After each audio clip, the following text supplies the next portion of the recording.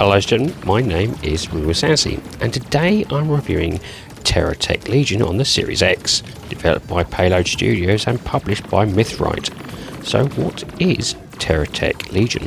TerraTech Legion is an isometric chaotic roguelike bullet heaven builder.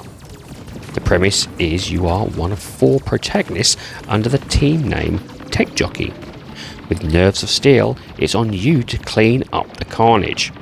Build something fast enough, mean enough, or heavy enough to push back against AI bots that are tearing across the galaxy. The game boasts block-based vehicle building, 200 plus blocks across weapons, propulsion, and utility assets, 4 distinct planets, and even an endless mode.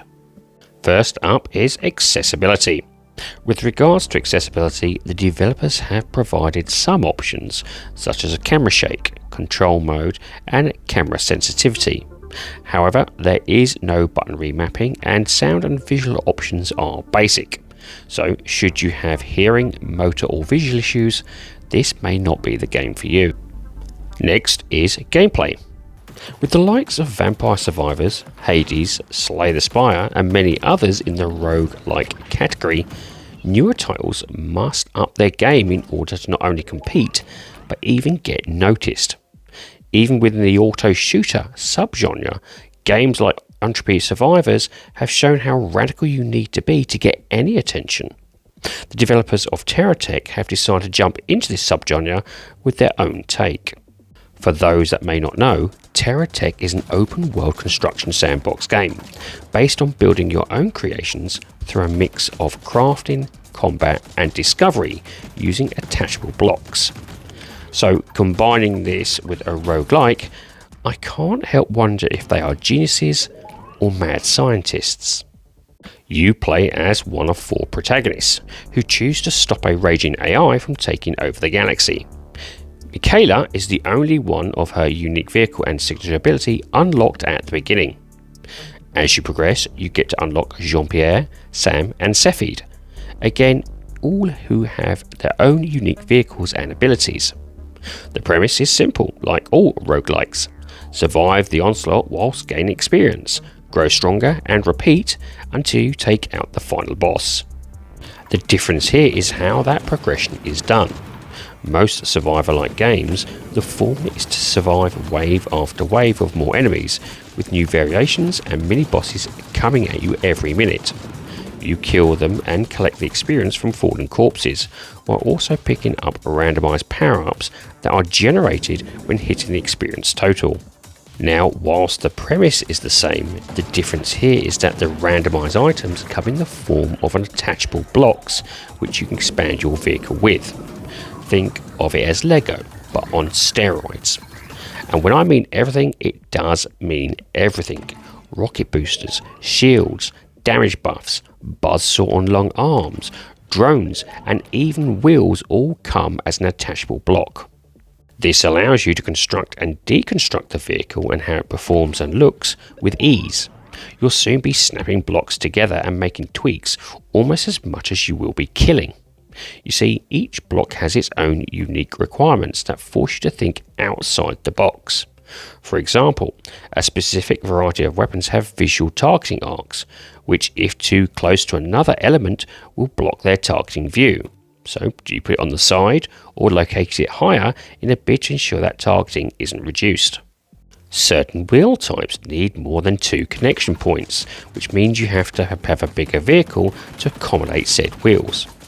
Ramming attachments obviously are the best on the front, but sometimes reversing is the best depending on the type of enemy.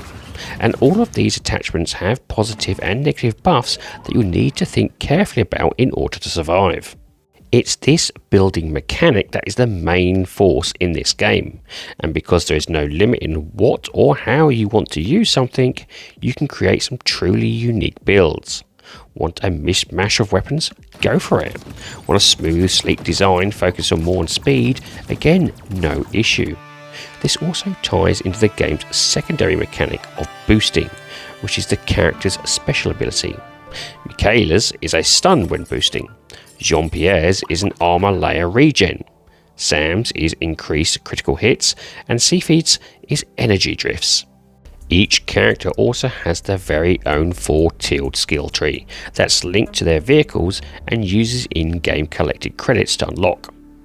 They are mostly bigger permanent buffs to the special ability, like faster recharging or extra re-rolls on in-game item randomizers.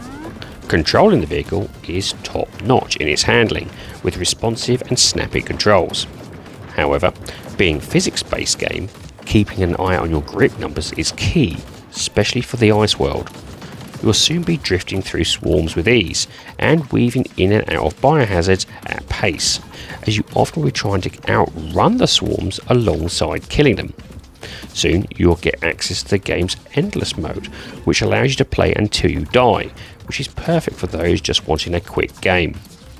This is a joy to play, and the click and build aspect is so addictive that I find myself going back to this again and again after a long day's hard work. Next is graphics. The game's isometric view is perfect when combined with the game's bright colour palette. Its visual style is that of a modern day micro machine aspect, with every new attachment on your vehicle visually popping out. The game has 4 distinctive worlds, with 3 difficulty levels each for you to survive. Each has 3 specific challenges to complete before you are able to progress forward, which often ranges from kill the boss to destroy buildings with a certain character. The in-game levels also follow a simple but effective structure, with each level lasting for a fixed amount of time. Escalating hordes provide the pressure, before a mid-boss and then a larger final boss encounter. Boss battles lock you into a small circle and are accompanied with smaller enemies, ensuring a more chaotic battle as you spend a lot of time boosting out of harm's way. However, scattered around the vibrant arenas is also demi-bosses, which can be found in outposts and factories scattered about. These give you better rewards, but at the risk of an earlier death if you haven't buffed your vehicle enough. Also, hidden in the landscape is corrupted blocks that give massive damage buffs, but with a huge negative, like only available when not moving, perfect for say camp destruction. Speaking of destruction, the game's physics also look great as you plough through robots, seeing parts and debris scattered in the landscape. Buildings and foliage all get destroyed in satisfying ways as you zoom around these large open arenas of death. The UI is equally clear in its undertaking and produces clear information regarding your vehicle stats. Another nice touch is that the visuals when you are moving, attaching and removing blocks are easy to understand, and it helps when you are rotating a block to get that specific aesthetic. Overall frame rate and stability were smooth and crisp in all of my gameplay, but I did see some slight drops when huge numbers of explosions from various enemies became heavy. And finally, its sound. The game has no voice acting, as most of this isn't needed. You are out to drive around and kill. Having a character scream random phrases during this would be a bit weird. The game's overall music is going for a poppy robot synth vibe that promotes enthusiasm as you shred your enemies apart.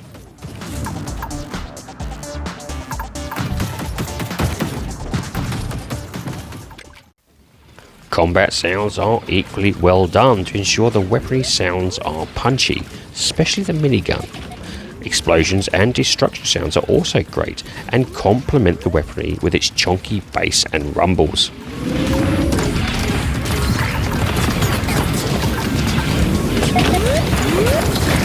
My recommendation here would be a good quality headset, as this is where the sounds really pop as you build your dream death machine. And this leads me to the rating of the game. Now I rate games in order of avoid, on sale, great purchase and must own. My rating for TerraTech Legion is a must own. In a highly competitive genre, developers for roguelikes have a tough time trying to stand out. However, this is the designer's roguelike, those that like to create, destroy and create again whilst murdering millions of robots. And for a price that is on offer, it's a true steal of a game. The game is currently priced on Xbox at £8.99, or approximately $9, and depending on your skill and patience would give you about 35 plus hours to complete all the worlds. But with multiple levels, endless mode and over 200 plus blocks to unlock, you can easily double it for replayability. And if you have Game Pass Ultimate on the Xbox, this is free for you to experience. The developers have taken what was great from its open world construction sandbox franchise and gave it more teeth, while still keeping the addictive construction ethos. I early on asked if these were geniuses or mad scientists. I'm thinking both, and I'm here for wherever this journey goes. Well, ladies and gentlemen, that's it. I do hope you like this review, and if you do, please like, share and subscribe if you so wish. And if you would like to put some notes or even just a comment in the comment section, I do like reading them. Anyway, have a great time gaming, and I'll see you all again soon.